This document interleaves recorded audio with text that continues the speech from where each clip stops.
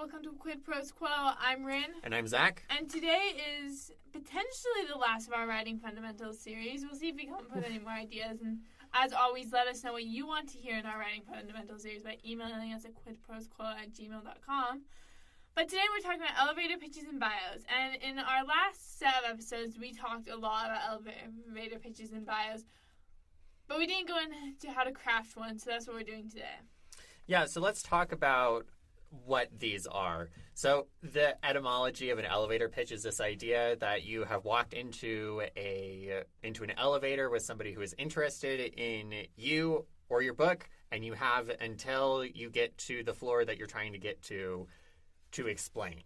So that's what an elevator pitch is. An author bio is a short little piece of text that describes who you are as a writer to agents, to readers, could be anybody.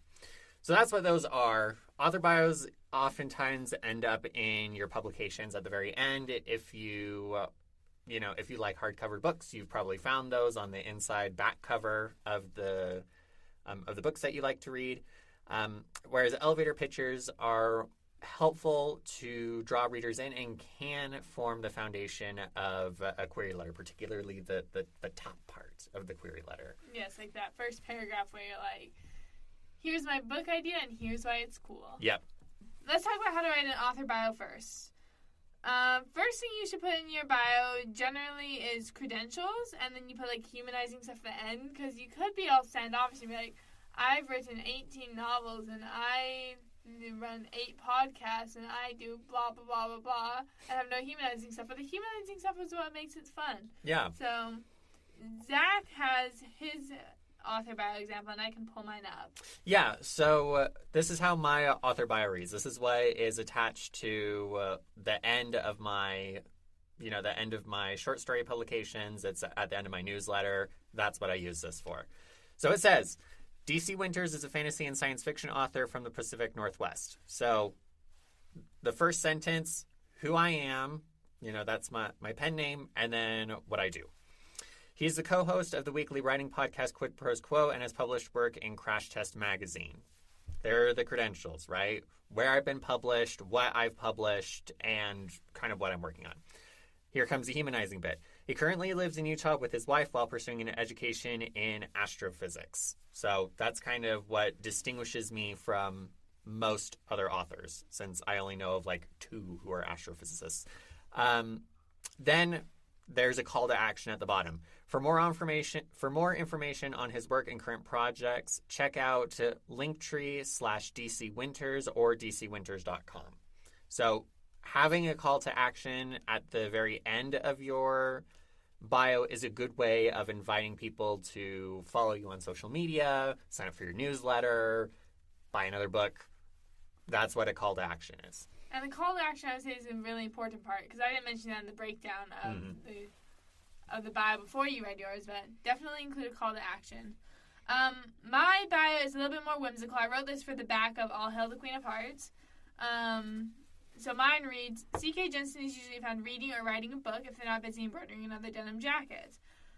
In addition to writing, C.K. is a university student studying biology with hopes to one day help the environment. While writing All Hail the Queen of Hearts, C.K. believed 6 impossible things before breakfast every morning. You can follow them on Instagram, Twitter, or Facebook at C.K. Jensen Author to stay updated on their latest projects and new releases. So when I first wrote this bio, I didn't have a lot of writing credentials. This was my first book. I didn't have the podcast I've been writing yet. I had 1 short story published, but I do own the rights to the story, but I don't own the publication. I submitted to an anthology, so I don't make any money from that. So if you want to read that short story, you can check it out on my website, ckjensenauthor.com. But you see, I have the slim writing credentials I do have. I have humanizing parts, and I have a call to action at the end. Mm-hmm.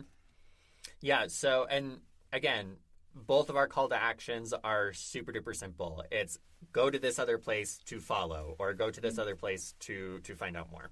Yeah. So that's kind of what you're looking for an author bio. Who you are, your credentials, some sort of humanizing element, and then a call to action. Yes. There you go. That's an author bio. Stick it at the end of your query letter. You're all set.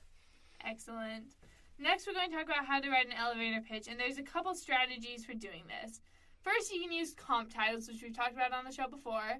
But if you're new to the show or you're new to writing, and as this is Writing Fundamentals, we expect you to be new to it. So no shame. We are so happy you're here. A comp title is a comparison title, and it's just like, here's like what would happen. Book A met book B, or like video game A met book B. Like mashup of two creative titles. Sometimes it can even be three. So Rin has an example of what this looks like from a pitch that they used for the farmer's market selling All Hail the Queen of Hearts. Do you want to go ahead and give that for us? Yeah, I would augment that real quick. It's not using comp titles. Mm-hmm. I never queried Queen of Hearts. I don't really have comp titles. I would say, if I had to think of them on the spot, I would say it's Marissa Meyer's Heartless meets... What's a good other one? I can't think of one. Comp titles are really hard. Especially relevant, or not relevant, but recent comp titles are really tricky. I would use Heartless because it's like a Queen of Hearts origin story, and that's not exactly what all of the Queen of Hearts is. But anyways, my pitch to the farmer's market is more like this other strategy we have in the notes, where we describe the hook of the book, and you have like the main character, the inciting incident, and the big problem. So when I'm pitching All Hail the Queen of Hearts to a potential buyer at the farmer's market, I say, this is a twisted Alice in Wonderland fairy tale where Alice is the Queen of Hearts and she's obsessed with staying young forever. If you like Alice in Wonderland or the Mad Hatter, it's perfect for you. Everyone loves my Mad Hatter. If you like Peter Pan and Evan, they're in there too.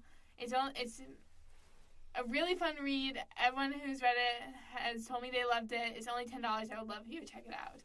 So in that we have the main character, the inciting incident, the big problem. Alice is the Queen of Hearts, and she wants to stay young forever. And then I have some fun tidbits from the book, like if you like Alice in Wonderland or the Mad Hatter, it's perfect for you. Because like some people are like weirdly obsessed with the Mad Hatter. Mm-hmm. Like one time I had someone come to me, I saw dressed as the Mad Hatter because it was like the Halloween farmer's market. And I had like 2 or 3 people come in as Alice in Wonderland characters, and I was like, well, you should buy my book. You're obviously my target audience. But you'll notice, again, I have the call to action at the end. It's only $10. You should check it out. Right.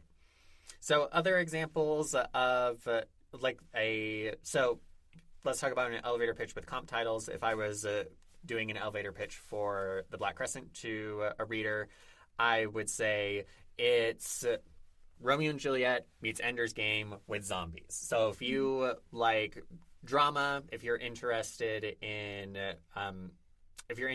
like dystopian science fiction, YA kind of thing, this book is for you. It's not Hunger Games, but if you like the Hunger Games, you'll probably like this as well, but it's not Battle Royale.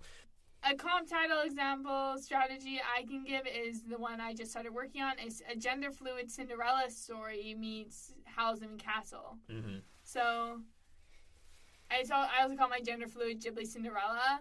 And from that you get like, oh, it's a classic story. We all know the story of Cinderella. It's like one of the most pervasive fairy tales across all cultures. It's a Studio Ghibli vibe, and who doesn't love Studio Ghibli? And then it's gender fluid because I specialize in queer fairy tales. I would say that when you're looking at an elevator pitch, pick what's going to work best for you. If it's going to be easiest for you to use comp titles, you're going to pick out a comp title. If it's easier for you to go for describing the hook, when you're doing that, you want to make sure that you identify the main character and then the action that they take. You don't want to say, here's the main character and this is what happens to them. Because you want the main character to be active inside of your elevator pitch. So if I was doing a bad elevator pitch for example, for the original Star Wars movie, I would say something along the lines of, a boy in the desert finds himself wrapped up in an intergalactic rebellion against an evil empire, right? But in that pitch, Luke isn't doing anything, right? He is the object of the sentence. A better elevator pitch would say, a desert farm boy leaves his home in order to become the hero of a rebellion against an intergalactic empire. So now all of a sudden Luke is active and interesting, and you want to learn more about him, and you are interested in thinking and learning more about his story. So don't use passive voice Active characters with wants and desires are always better. Thank you so much for tuning in to Quid Pros Quo. Quid Pros Quo is hosted by DC Winters and CK Jensen. If you like this episode, be sure to leave us a rating. And if you'd like to contact us, you can email us at quidprosquo@gmail.com. For more episodes, check us out on Spotify, Apple Podcasts, or wherever else you get your podcasts.